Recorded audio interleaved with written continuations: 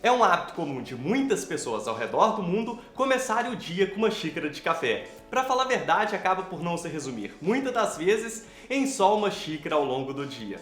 Nos últimos 35 anos, houve uma consistente tendência anual de crescimento do consumo de café no mundo, ano após ano. São consumidos cerca de 10 milhões de toneladas de café ao ano em todo o mundo, o que representaria uma média de 1,3 kg de café por ano por cada habitante da Terra. Já sei, você deve ter pensado, mas eu consumo muito mais que isso no ano. Sim, acredito e também me incluo nessa. Em Portugal, esse número já é bem maior. São consumidos anualmente 4,3 kg de café per capita, sendo o 24º maior consumidor de café do mundo. E no Brasil, são consumidos 5,8 kg de café per capita anualmente, colocando o país na 14ª posição do ranking. A título de curiosidade, o maior consumidor é a Finlândia, com 12 kg de café per capita, seguida dos vizinhos nórdicos Noruega, Islândia e Dinamarca. Dos 25 maiores consumidores mundiais de café, 21 estão na Europa. Lembrando que essa estatística é da Organização Mundial do Café e não exclui nem crianças nem adultos que não são consumidores de café, o que faz com que esses números para quem realmente consome sejam ainda mais altos. Por outro lado, o Brasil é o maior produtor de café do mundo, seguido por Vietnã e Colômbia, que juntos representam cerca de 60% de todo o café produzido no mundo.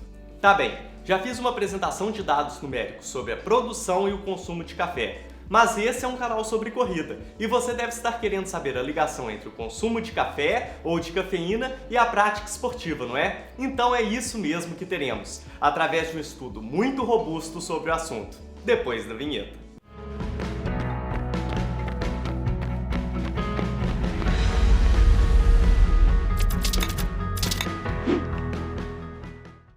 Olá, corredores! Eu sou o Jaime e esse aqui é o canal Pronto para Correr, onde você encontra informações de forma direta para te conscientizar sobre o universo da corrida. Depois de toda aquela introdução cheia de dados, irei direcionar esse vídeo ao que nos toca enquanto corredores: o consumo de cafeína voltado para a prática esportiva, que já é utilizada visando aumento de desempenho há décadas. Mas o que a ciência nos diz sobre o tema? A cafeína aumenta o desempenho de esportes de endurance? Eu disse que apresentaria um estudo muito robusto sobre o assunto, mas para você entender o nível de qualidade e importância do estudo em questão, irei iniciar explicando a hierarquia das evidências científicas. Existem algumas formas de classificar os estudos científicos pela qualidade e força das evidências. Nessa pirâmide que apresento aqui, podemos ver uma classificação que mostra vários tipos possíveis de pesquisas científicas. E quanto mais próximo do topo esse tipo de estudo está, maior confiança podemos ter nas descobertas científicas que esse tipo de estudo nos apresenta. Partindo então da base para o topo dessa pirâmide, teremos na base os relatórios e estudos de caso.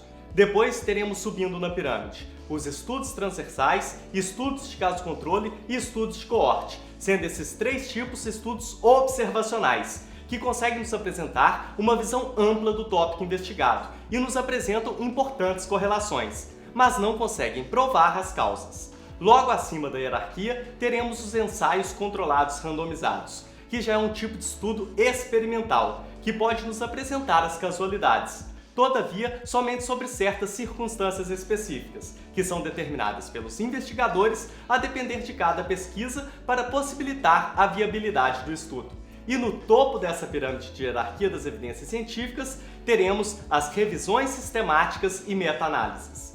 As revisões sistemáticas, como o próprio nome indica, é uma revisão ampla sobre um determinado assunto, onde um grupo de cientistas revisa todos os artigos publicados sobre o tópico que tenham qualidade e relevância.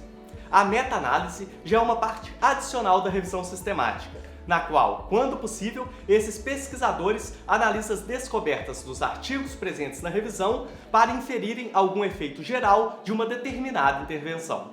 Como você já deve estar esperando, é isso mesmo.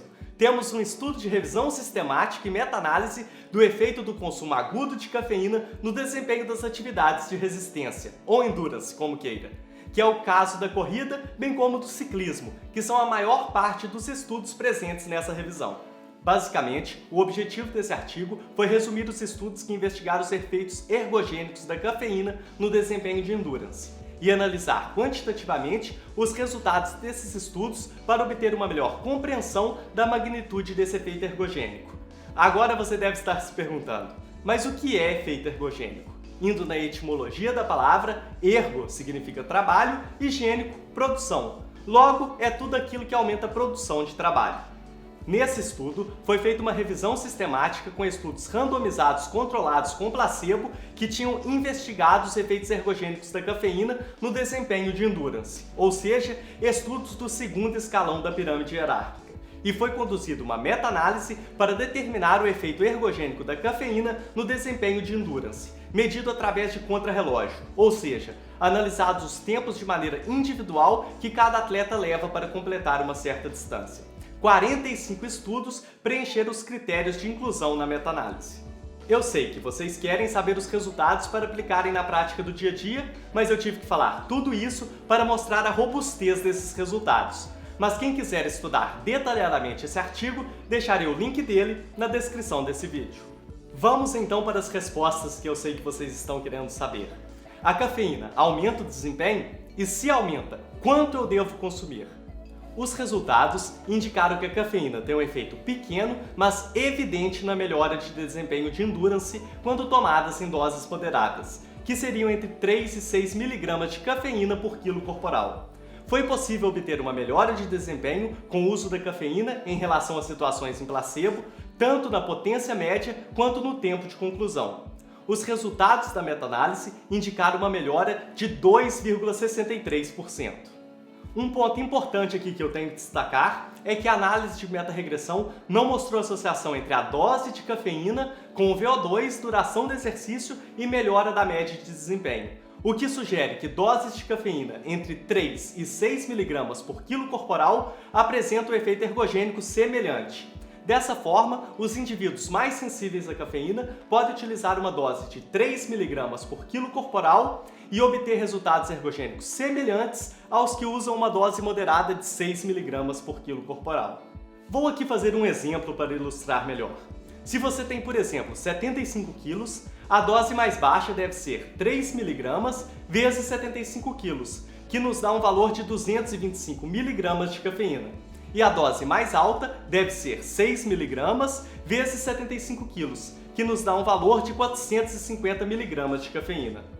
O estudo aponta que existem variações em como a cafeína responde no corpo de cada pessoa, e existem fatores que podem influenciar as respostas individuais e o metabolismo da cafeína, incluindo o tabagismo, a idade, o gênero e a genética. A cafeína normalmente tem meia-vida de 3 a 5 horas em adultos saudáveis. Portanto, aqueles com metabolismo mais rápido podem não sentir os efeitos ergogênicos da cafeína durante toda uma prova de longa duração, como maratonas, ultramaratonas e triatlon, se ela for metabolizada antes do final do exercício. Por isso, é até normal a suplementação de cafeína durante essas provas muito longas, presentes até mesmo em alguns géis de carboidrato. Outra pergunta que você possivelmente irá fazer é: quanto tempo antes do exercício eu devo consumir a cafeína? A maioria dos protocolos dos estudos incluídos nessa revisão aponta para o consumo de cafeína 60 minutos antes da atividade, o que é confirmado pela posição da Sociedade Internacional de Nutrição Esportiva sobre cafeína e desempenho nos exercícios, que foi publicada agora em 2021 e também deixo o link na descrição desse vídeo. A posição afirma que o tempo de suplementação de cafeína mais habitualmente utilizado é de 60 minutos antes do exercício, mas o momento ideal ou timing para a ingestão da cafeína provavelmente vai depender da sua fonte.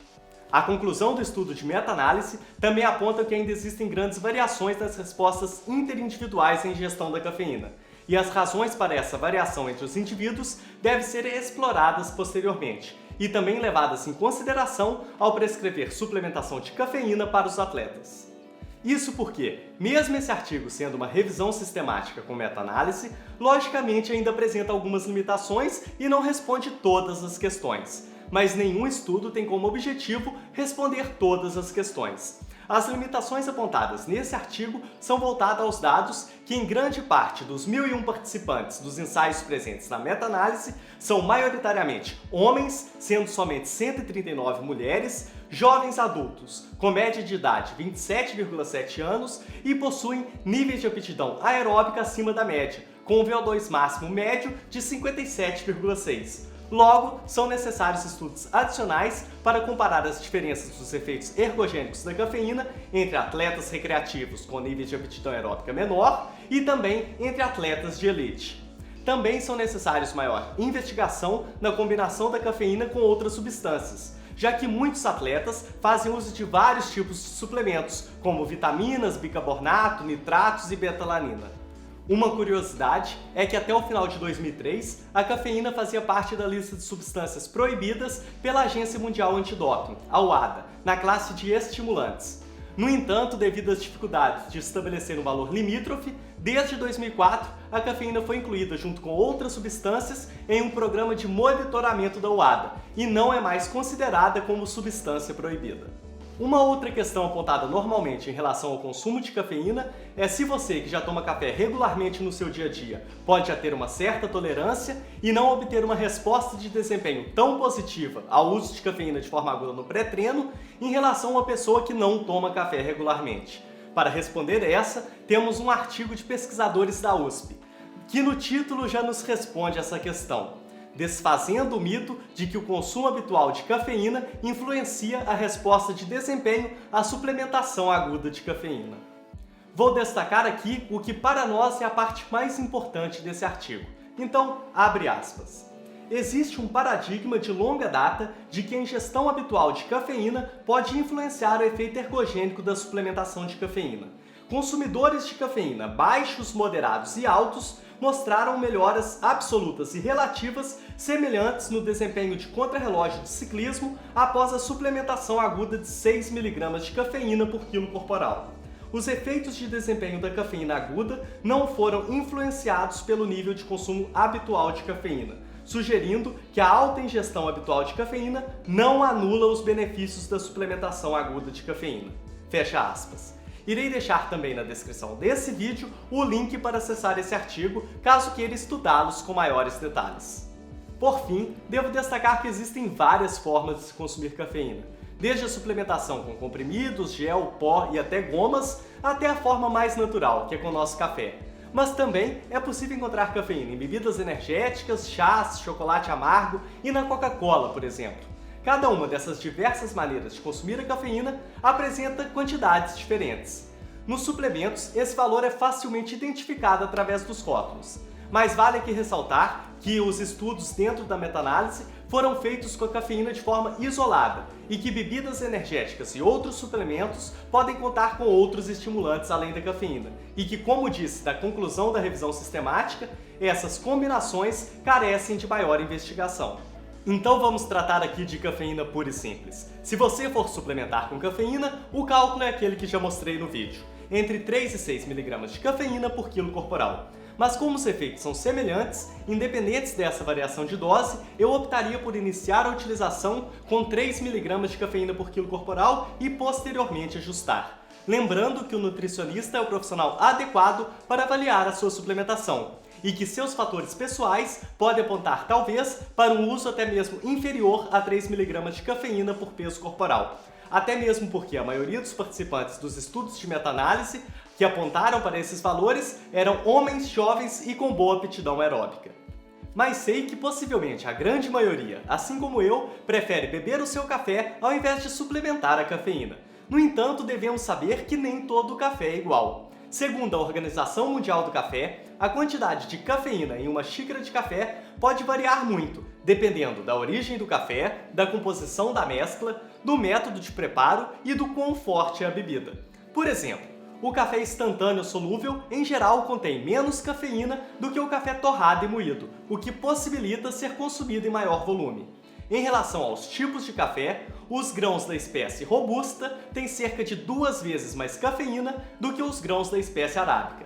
Só em relação ao método de preparo, existem variações em relação à temperatura da água, ao tempo de contato com a água, à pressão em que a água passa pelos grãos, ao tipo de moagem e de torra desses grãos. Enfim, muitas variáveis. Para se ter uma ideia da dificuldade em encontrar a quantidade de cafeína devido a diversos fatores, um estudo europeu mostrou que cafés expressos obtidos em diferentes cafeterias na Escócia, Itália e Espanha apontaram uma variação de 54 a 276 mg de cafeína por xícara.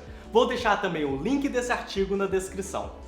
Tendo noção da dificuldade do estabelecimento de um valor, muitos profissionais acabam por considerar que uma xícara de café tem em média cerca de 100 mg de cafeína, independente do preparo. Mas isso é só para terem uma noção do valor, porque é praticamente impossível você saber com exatidão na prática do dia a dia esse valor por todas as variáveis que apontei. Também por essa inexatidão, algumas pessoas optam pela suplementação por terem controle preciso da quantidade de cafeína.